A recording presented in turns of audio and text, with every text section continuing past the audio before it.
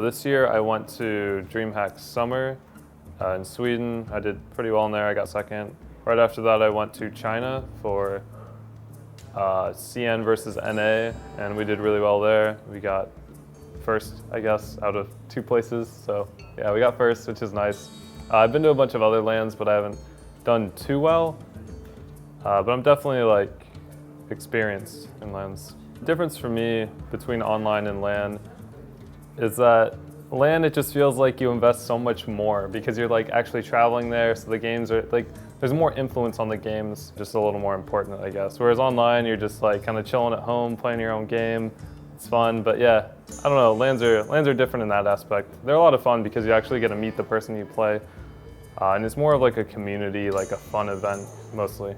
So for LANs, I think that's the whole purpose of a LAN, is to actually meet the people. It's not so much of like, yeah, I'm doing this strictly for the money or for anything like that. It's to meet everyone that you kind of talk to already online, people who actually want to meet you as well, like fans or something. It's a nice opportunity. I would say that's like the best part of tournaments, actually meeting people and getting to talk to them, hang out. Like I love hanging out with like, you know, Maz, Firebat, and Tice, everyone. They're all really nice people. I remember I was playing, I don't know specifically who it was. I think it was like Lostov or Stansifka. It was I think it was Lostov. And I had Tempo Mage and he had Warlock, it was like Handlock. And I had to top deck a Fireball to win. And I immediately top decked it. I was just like really, really happy because he would have healed up the next turn, and I don't know. It was an easy moment for me and it was good. There was really nothing that was like too important, but I just remember that specifically. I was like, if I didn't top deck that Fireball, I might not have, you know, gotten out of groups as easily or something like that. So, yeah. The best tournaments I've been to are probably like, I remember the first event I went to was Seat Story Cup, and that one was like really well organized. It was really fun. Everyone was hanging out, playing poker, gambling, and just having a good time. The other ones, they're all pretty much the same. Like the DreamHacks are just conventions and you just walk around the little convention center and do your own thing and then play your matches. I like the ones where it's more just like all Hearthstone people because you can kind of just talk to everyone and really get to know them. Like every time I go to an event, I'm just like, what's up guys? They all know me, it's really cool. For tournaments, I usually, there's a couple different strategies I use. I mostly just take the decks that I think are really strong right now, and then I take the decks that other people think are really strong right now, and then I like try to counter what they have. Because with decks you can't be that straightforward, you have to have some surprise. Like for tournaments, for instance, if I was to bring like a Tempo Mage or a Hunter, right? I would include multiple traps, like different traps. That way they, like if they watch my games, they're not like, oh yeah, he runs 2 freezing, so you know, it's really easy. No, it's like, well, he has Snake, he has Bear, he has like Explosive, I don't know what to play around, so like, you know, they can misstep. And it makes it a lot more important. So for tournaments, I usually just go with what decks I think are the best, and then I alter them a little bit so they're a little more tournament format organized. With tournaments, I don't really like to build my own decks because I am only one person and I can't test it that much. So I usually go with like ladder decks that are altered because I know how to alter decks.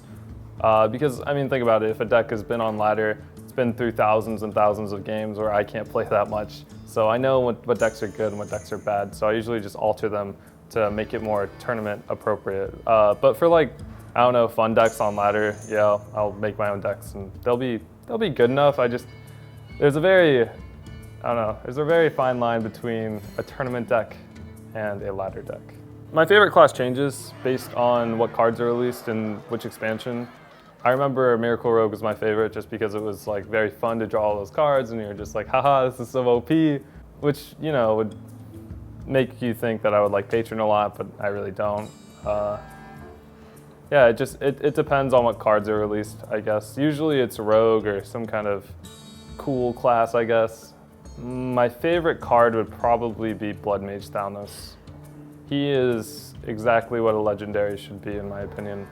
It's not too exciting, but it's like a very like niche spot that's like perfect.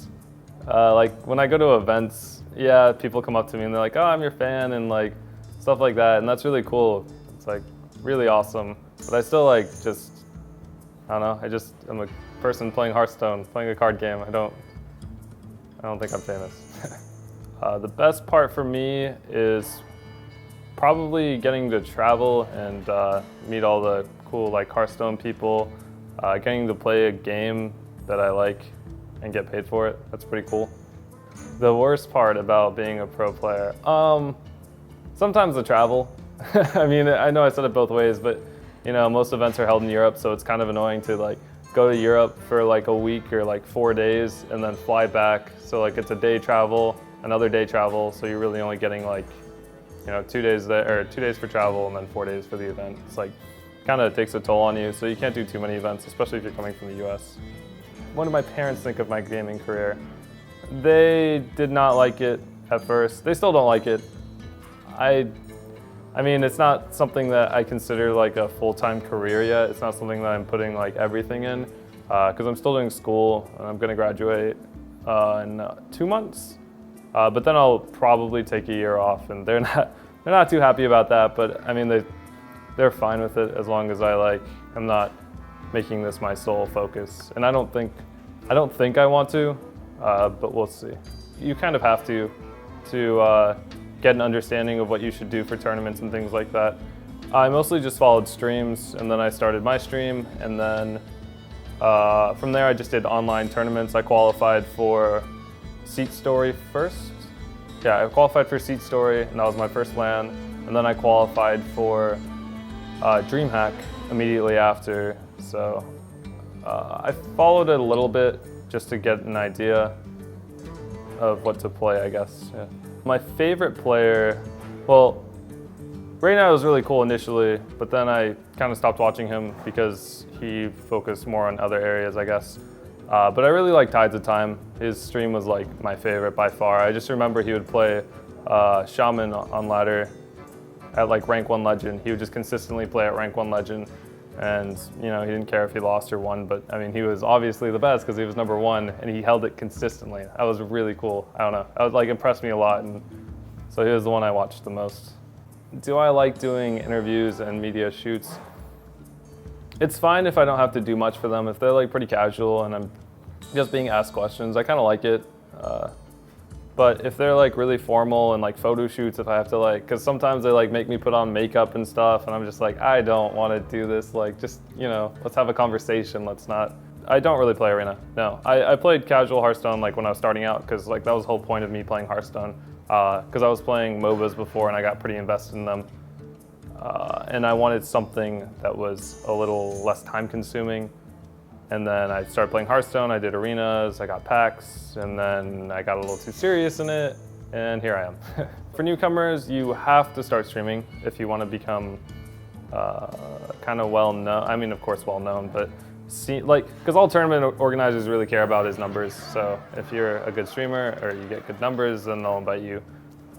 You can also qualify for events. That's what I started out doing, and that's kind of like why I got recognized, because I was a good ladder player.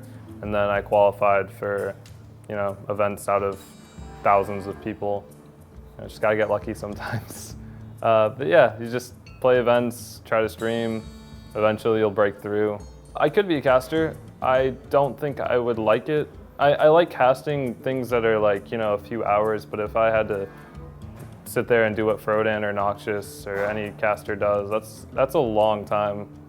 They work really hard, and I don't know, to talk about a game and try to be enthused about it for 9 hours is very difficult, at least for me. So I don't think I'd be able to do that. That I didn't like coaching because I don't know. I just don't like taking money for a game that's kind of RNG. But I mean, of course they would learn something, but still, it's just like kind of weird.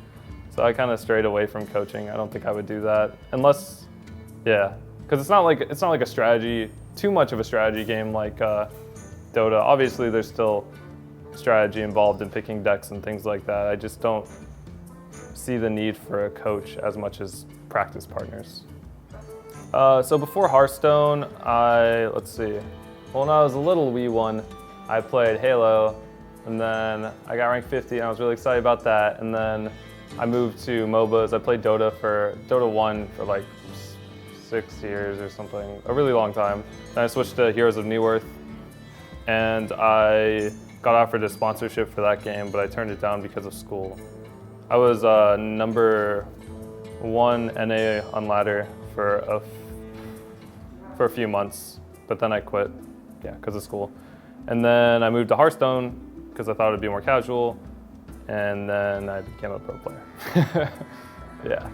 I am in other games. In this game, I do not see the point of teams or anything like that. Like, it doesn't really make sense. Hearthstone's a single player game, and you can try to add the team aspect to it. It's fine and it's fun, but it doesn't really, it's not something that should be pushed, I feel like. So the Warsong Commander, they could have made it playable, but I understand their reasoning for not. Because you don't want, like, because they could have made it like a 3-4 or something that's like really good, but you just want to like beat it to the ground if you're going to nerf something, I feel like, which is fine. I don't think it was a good idea for them to nerf it before BlizzCon. That's kind of silly. They should have done it after, or they should have done it before at least the qualifiers, I guess. Yeah, because the deck's been a problem for a while. At least Blizzard's known about it for a while, and nerfing it right before BlizzCon seems like something they're doing not just because of balance, but because of like numbers. People don't want to see Patreon just like beating the crap out of each other.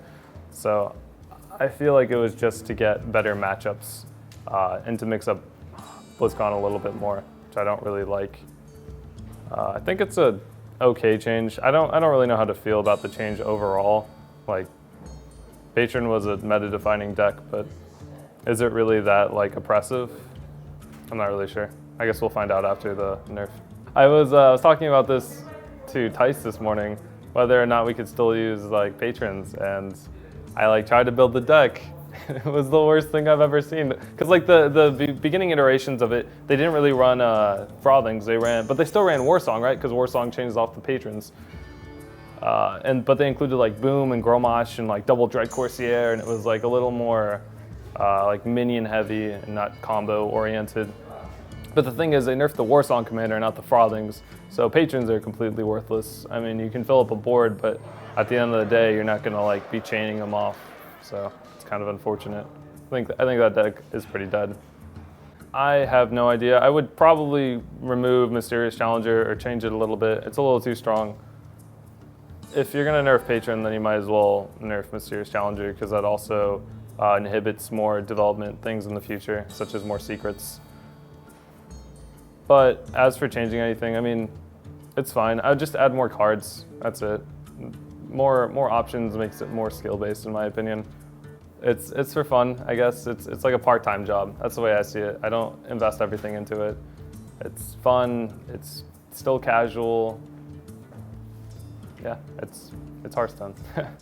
Good friends, I don't know if I could call them like really good friends, but pretty much everyone's my friend. I have no problem talking to people at events, and I mean, I'll message them on Skype. I consider a good friend something that's like someone who I've known in real life for a while, and I haven't really known these guys in real life, or Hearthstone players in real life, for a very long time. But I would say that pretty much everyone is my friends. I wouldn't go as far as to call them good friends though. So for Hearthstone and me,